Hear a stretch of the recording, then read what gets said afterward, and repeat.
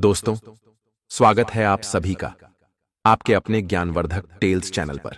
मकर संक्रांति 2025 के दिन अगर आप एक खास चीज खरीद कर लाते हैं तो समझिए कि आपके घर में साल भर सुख, समृद्धि और धन की वर्षा होगी। इस वीडियो में हम आपको बताएंगे कि मकर संक्रांति के दिन कौन सी चीज खरीदनी चाहिए, कौन से कार्य करना चाहिए और कौन से कार्य करने से बचना चाहिए। तो दोस्तों, वीडियो के अंत तक हमारे साथ बने रहिए।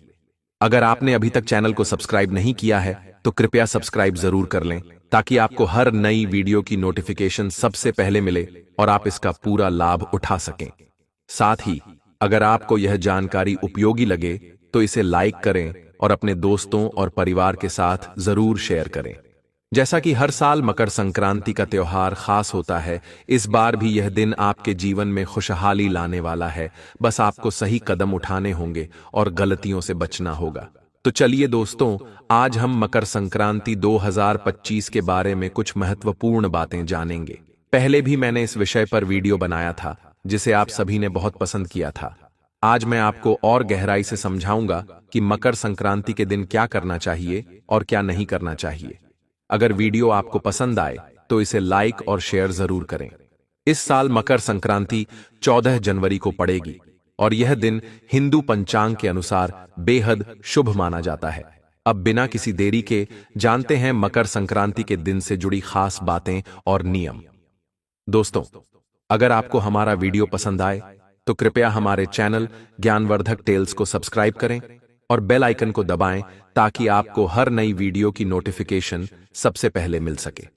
अब शुरू करते हैं और मकर संक्रांति से जुड़ी सभी महत्वपूर्ण बातें जानते हैं, क्योंकि यह हमारा हिंदी कैलेंडर के अनुसार माना जाता है और हम इसे विशेष रूप से मनाते हैं। मकर संक्रांति का पर्व शुभता और सकारात्मकता का प्रतीक है। सबसे पहले आप सभी को मकर संक्रांति की हार्दिक शुभकामनाएं। यह पर्व आपके जीवन में खुशियां और समृद्धि लेकर आए। हमारी यही प्रार्थना है कि भगवान आपकी सभी इच्छाओं को पूरा करें और जीवन में सभी बाधाओं को दूर करें। मकर संक्रांति का त्योहार हमें नई शुरुआत करने की प्रेरणा देता है। इस दिन आप कोई भी अच्छा संकल्प ले सकते हैं, जैसे योग और एक्सरसाइज शुरू करना या अपने जीवन में सकारात्मक बदलाव लाना। यह दिन हर प्रकार की नकारात्मकता को पीछे छोड़कर आगे बढ़ने का है। कुछ बहनों ने सवाल किया कि उनके घर में झगड़े की स्थिति रहती है और वे इससे बचना चाहती हैं। मेरी सलाह है कि इस दिन झगड़ों से बचें और अपने घर का माहौल शांत रखें। अगर घर में कोई गुस्सा या तनाव की स्थिति बनती है तो उसे सहन करने की कोशिश करें। शांत रहने से आप बड़ी समस्याओं को हल कर सकते हैं। मकर संक्रांति की शुरुआत हंसी खुशी और शांति के साथ करें। दिन की शुरुआत लड़ाई झगड़े से नहीं होनी चाहिए। यह दिन हमारे पूरे साल के लिए एक मार्गदर्शक की तरह होता है। अगर हम इस दिन सकारात्मक शुरुआत करेंगे तो हमारा पूरा साल अच्छा जाएगा। दूसरा नियम यह है कि मकर संक्रांति के दिन पूजा पाठ जरूर करें। आप अपने घर के मंदिर में या किसी देवी देवता के स्थान पर पूजा करें।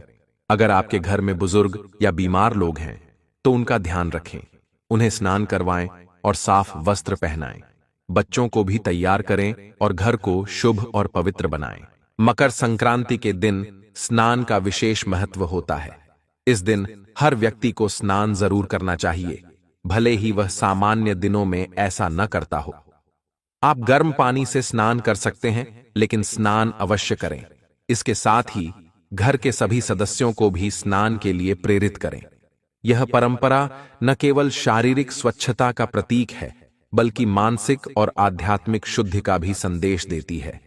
मकर संक्रांति के दिन हमें किसी प्रकार के लड़ाई झगड़े से बचना चाहिए। अगर कोई पड़ोसी या अन्य व्यक्ति आपको परेशान करता है तो उस दिन उसे नजरअंदाज करने की कोशिश करें। सहन शक्ति को बढ़ाने का यह सबसे सही समय है।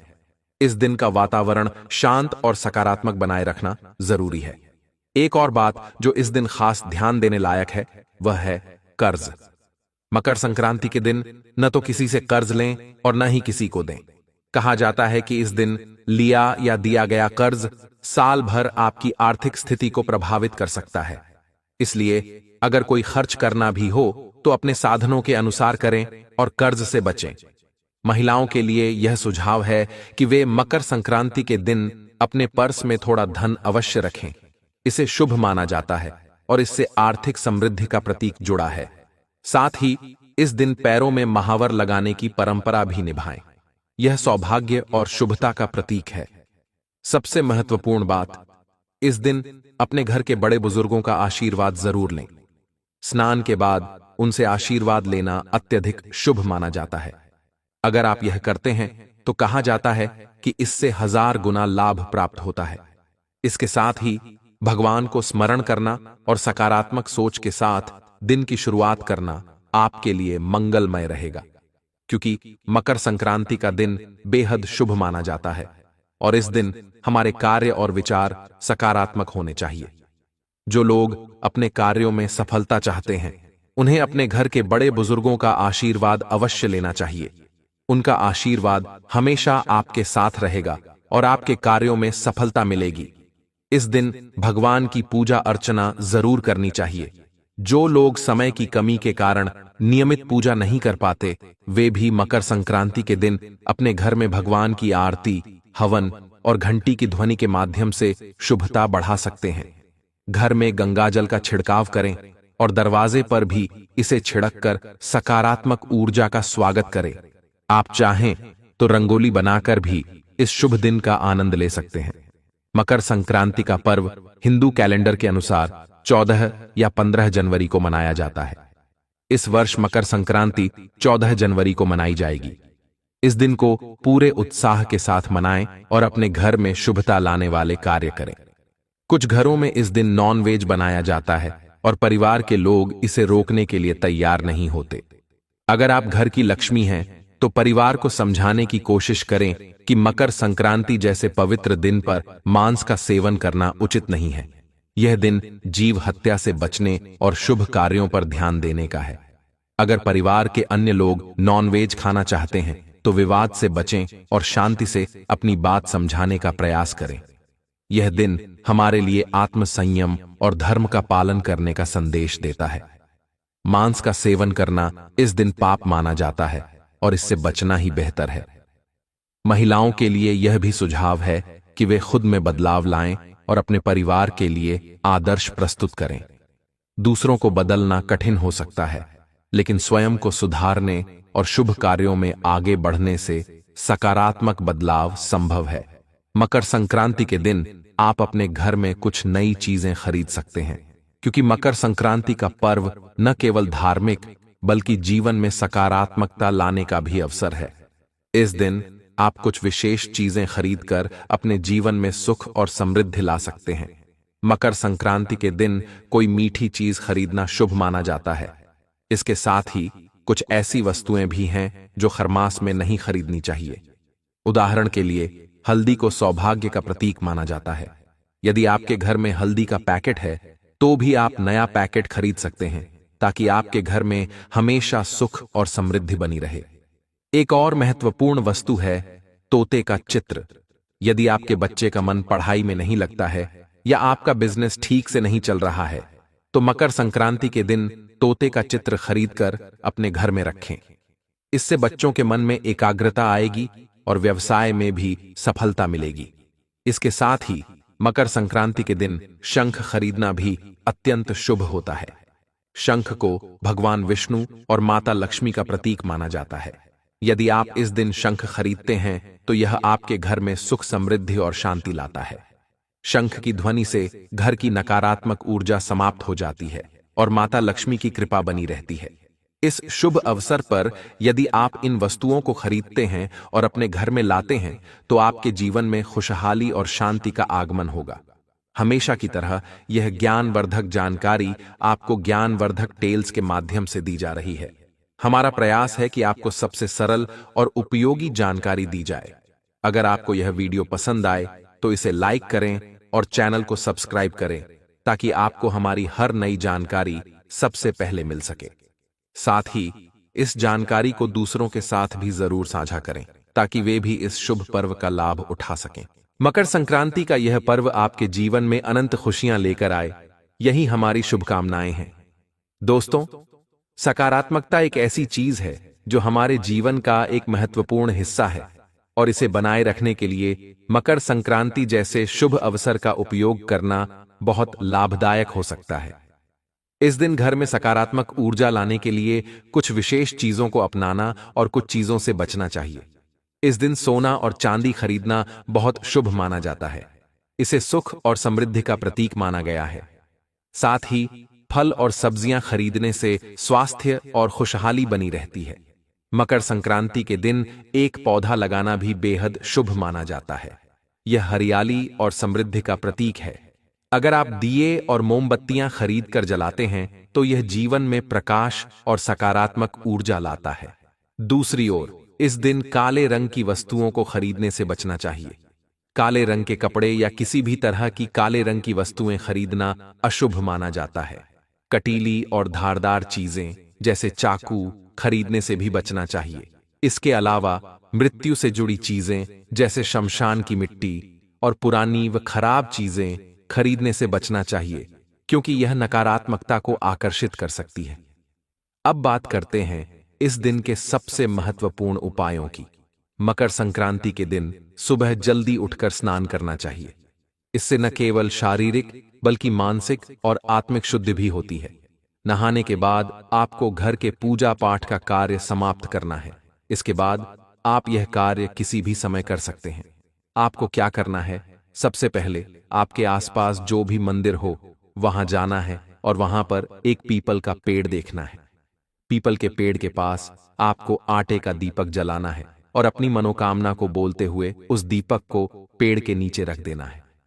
फिर आपको पेड़ की 2 परिक्रमा करनी है। घड़ी की दिशा में यानी दाहिनी ओर से परिक्रमा करें। इस प्रक्रिया को पूरा करने के बाद आपको चुपचाप वहां से आ जाना है। ऐसा करने से आपकी मनोकामना शीघ्र पूरी हो जाएगी और आपको हर क्षेत्र में सफलता मिलेगी। यह उपाय आपको मकर संक्रांति के दिन ही करना चाहिए, क्योंकि इससे पुरानी से पुरानी मनोकामना भी पूरी हो सकती है और जीवन में सफलता का मार्ग खुल सकता है। जब आप आटे का दीपक जलाएं तो उसमें आप रूखी बत्ती डालें और फिर उसमें घी या तेल जो भी आपके पास उपलब्ध हो डाल सकते हैं। ऐसा करने से आपको मकर संक्रांति 2025 में सफलता ही सफलता मिलेगी और आपका साल बहुत शुभ रहेगा। इसके अलावा मकर संक्रांति के दिन आपको एक और उपाय करना है जो धन से संबंधित है। इसके लिए आपको एक लाल कपड़ा, हल्दी, रप का सिक्का, 5 इलायची और 7 लौंग लेनी है। इन सभी चीजों को लाल कपड़े में रखकर एक पोटली बना लें। फिर इसे मां दुर्गा और भगवान गणेश के चरणों में रात भर रख दें। अगले दिन इस पोटली को उठाकर अपने व्यापार के स्थान या जहां आप पैसे रखते हैं वहां रख दें। आप चाहें तो हर बुधवार इसे बदल सकते हैं या इसे 1 साल तक वहीं रख सकते हैं, लेकिन 1 साल से अधिक इसे वहीं नहीं रखना चाहिए। यह उपाय साल के पहले दिन करना अत्यंत शुभ होता है और आने वाले अगले साल के पहले दिन ही यह उपाय समाप्त हो जाता है, इसलिए इसे हर साल के पहले दिन ही करना चाहिए। आपको यह पोटली साल के पहले दिन से पहले बदल लेनी चाहिए। यह पोटली इतनी सिद्ध होती है कि इसके प्रयोग से यदि आपने इसे किसी स्थान पर रखा तो भगवान गणेश का आशीर्वाद स्वतः मिल जाता है। यह संतान प्राप्ति के लिए भी उपयोगी है और नपुंसकता मिटाने के लिए इसके रस को पीने से, आधे कप में मिश्री मिलाकर पीने से और दूध घास की जड़ को अपनी पत्नी की कमर में बांधने से संतान की प्राप्ति हो जाती है। पुरुषों को दूध घास का रस मिश्री के साथ आधा कप पीना है, वहीं महिलाओं को दूब घास की 5 जड़ें अपनी कमर में 1 महीने तक बांधनी है। यकीन मानिए आपकी संतान की इच्छा पूरी हो जाएगी। यदि इस उपाय को सप्ताह में 2 बार किया जाए तो शरीर में कई प्रकार की बीमारियों से बचाव होता है। यह 100 साल तक के जीवन को संभव बनाता है और बुढ़ापे को रोकता है। आयुर्वेद में इसे अमृत कहा गया है, क्योंकि यह शरीर का कायाकल्प करता है। प्राचीन समय में लोग 100 साल तक स्वस्थ रहते थे और उनकी उम्र का पता भी नहीं चलता था। यह शरीर को युवा रखने और बुढ़ापे को दूर करने का कार्य करता है।